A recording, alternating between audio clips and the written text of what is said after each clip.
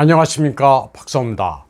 블라디미르 푸틴 러시아 대통령은 현 우크라이나 상황은 미국이 분쟁을 연장시키려 하고 있으며 이를 통해 아시아, 아프리카, 남미에서 분쟁 위기를 촉발시키고자 하고 있다고 비판했습니다.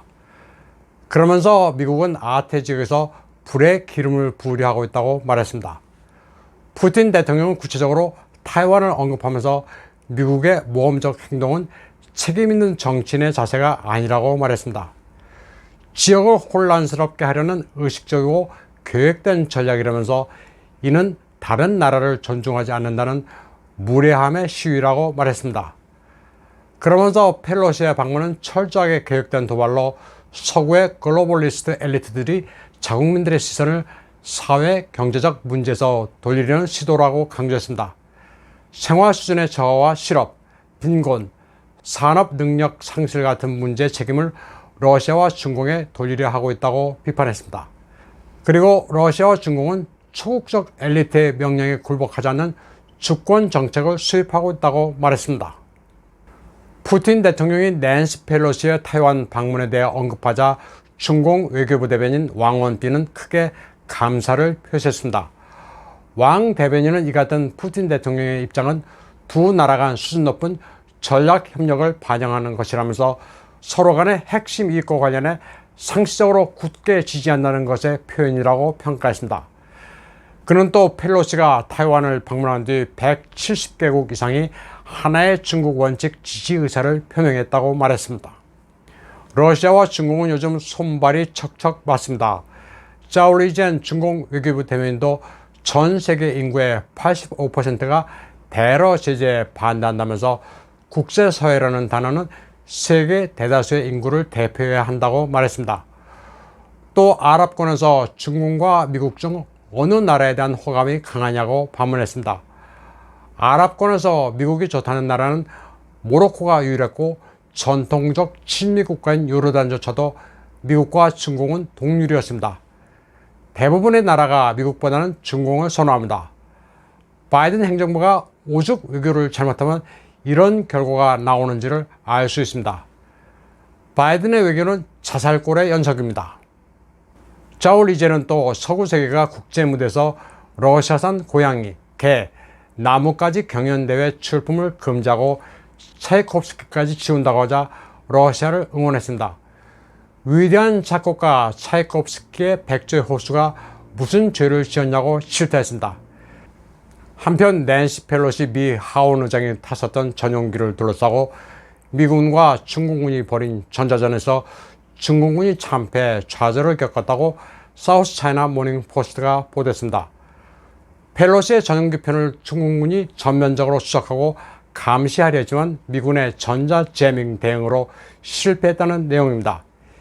익명의 소식통을 이용한 사우스 차이나 모닝 포스트 보도는 사실 여부를 알 수 없습니다. 다만 사우스 차이나 모닝 포스트는 중국 내에서 상하이빵에 가까운 매체라는 점을 감안하고 읽어야 합니다. 중공은 비판하더라도 상하이빵은 건드리지 않고 시진핑만 목표로 하는 매체입니다. 그저 단순하게 차이니스 미디어라고 생각하면 안 되고 매체의 배경도 알고 있어야 합니다. 친상하이빵, 반시진핑 논조는 뉴욕 타임즈도 마찬가지입니다. 활자는 사람들이 속기 쉽습니다. 신문에 나오면 다 맞는 얘기로 착각하는데 진실이 아닌 경우가 부지기 있습니다. 중공은 낸시 펠로시의 타이완 방문으로 얻은 게 너무나도 많습니다. 구실을 주니 망설이지 않고 타이완 해협 중간선을 아예 무시해버렸습니다. 또 타이완섬을 에워싸고 봉쇄 작전을 벌일 경우 어떤 충격을 줄지를 정확하게 시뮬레이션 할 수 있었습니다. 또 실전 상황 비슷한 군사적 위협을 가할 경우 미군이 여기에 대응할 의지가 있는지도 파악했습니다. 미 항모전단은 결국 타이완 근해에는 나타나지 않았습니다.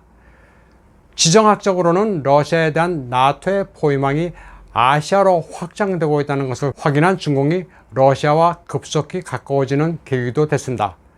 결과적으로는 중공이 좌절한 게 하나도 없습니다. 서방의 제재에도 불구하고 러시아 각 도시, 지역의 예산 수입은 크게 불어났습니다. 러시아의 경제 일간지 RBK가 NCR 국가신용평가 데이터를 인용해 보도한 바에 따르면 주요 지역의 수입은 지난해 상반기보다 27%나 증가했습니다. 예산 흑자는 1조 4천억 루블, 230억 달러에 달했고 총 수입은 4조 3,700억 루블, 710억 달러나 됐습니다. 모스크바, 상트페테르부르크, 타타르스탄과 야쿠티아를 포함한 스베르들로프 지역, 크라스나야르스크, 크라스노다르는 예산 수입에서 선두를 달리고 있습니다. 코로나에서 회복된 데다 고유가 덕분입니다. 벌써 반년 가까이 경제 제재를 당하고 있는 러시아의 평균적인 슈퍼마켓입니다. 물건이 넘쳐납니다. 생필품 물가만큼은 안정되어 있는 러시아는 국민들이 먹고 사는데 아무 불편이 없습니다. 민생이 안정된 나라에서 반정부 시위가 일어나는 일은 없습니다.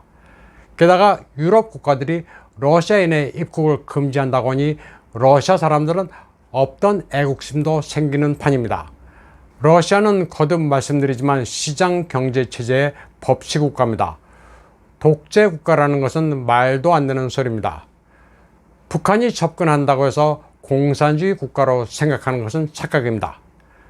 북한이 우크라이나와 외교관계를 단절했다는 것은 그 이전에는 국가 간 관계를 유지했다는 이야기입니다. 우크라이나가 거지 국가가 됐으니 그나마 이익이 될 만한 러시아에 붙은 겁니다. 우크라이나는 자유민주 진영이 아닙니다. 공산주의에다 파시즘이 믹스된 기괴한 막장 국가입니다. 푸틴의 러시아는 공산주의 병폐를 일소하고 부강한 나라를 만든 데 반해 우크라이나는 소련에서 독립한 뒤 뭐 하나 민생을 위해 한 게 없습니다. 막대한 자원을 가지고 거지꼴로 살아가는 이유입니다. 우크라이나에서 작전이 계속되는 동안 푸틴 대통령은 모스크바에서 열린 아미 2022 인터내셔널 밀리터리 테크니컬 포럼과 국제 군사 경기 개막식에 참석했습니다. 세계 각국의 군사무관과 방산 관계자들이 모인 이 행사에서 푸틴 대통령은 러시아 육군과 해군의 직업정신과 용기를 자랑스럽게 생각한다고 말했습니다. 늘 조국의 국가주권과 안전을 수호하는 러시아군은 현재 자랑스럽게 돈바스의 전사들과 함께 특수군사작전의 임무를 명예롭게 수행 중이라고 말했습니다. 모스크바 애국공원에서 열린 포럼에는 러시아 국내와 1,500개에 이르는 방산업체가 참가할 정도로 성황을 이뤘습니다. 방산제품 전람회는 2,800종의 무기와 민군 겸용 제품들이 전시됐습니다. 러시아 방산제품의 훌륭한 성능을 과시하게 될 이번 행사는 다국화되는 세계에서 같은 생각을 가진 파트너와 동맹국들의 협력이 장기될 것이라고 강조했습니다. 그러면서 러시아와 생각을 공유하는 나라들은 패권에 결코 굴복하지 않을 것이라고 말했습니다. 푸틴 대통령은 이 자리에서 라틴 아메리카, 아시아, 아프리카와의 협력을 다짐했습니다. 그러면서 러시아는 동맹국가 파트너들에게 소화기부터 전투차량, 포병화기, 전투기, 드론에 이르기까지 최신의 무기들을 공급할 의사가 있다고 밝혔습니다. 또 세계의 군사 전문가들은 러시아 무기의 신뢰성과 품질, 높은 효율성을 잘 이해하고 있다고 말했습니다. 그러면서 러시아산 무기들은 최소 한 번 이상 실전에서 테스트를 거쳤다고 강조했습니다. 또 러시아 방산기술은 AI, 정보 수집, 전자기술 등에서 강점이 있다면서 무기들은 세계적으로 정평 있는 러시아의 설계국에서 만들어진 것이라고 말했습니다. 특히 러시아의 고정밀 무기와 로봇 전투 기술은 경쟁국보다 적게는 몇 년, 많게는 10년 이상 앞선 기술이라고 말했습니다. 러시아 무기질이 떨어져 절전을 하고 있다는 것은 잘 모르고 하는 소리입니다. 러시아의 무기를 우습게 하는 나라는 서구 미디어에 중독된 나라 말고는 없습니다. 세르게이 쇼이구 러시아 국방부장도 서구 무기가 우월하다는 신화가 부서져 버렸다고 역설했습니다. 제블린 대전차 미사일, 드론, 하이마스, 장거리 곡사포가 슈퍼 웨폰이라는 것은 허상이라고 말했습니다. 쇼이구 부장의 이 말은 사실입니다. 미제 무기의 성능은 상당히 과장되어 있습니다. 비싸기만 하고 효율이 떨어지는 것들이 많습니다. 그는 또 우크라이나에서 러시아가 핵무기를 사용하는 일은 없을 것이라고 말했습니다.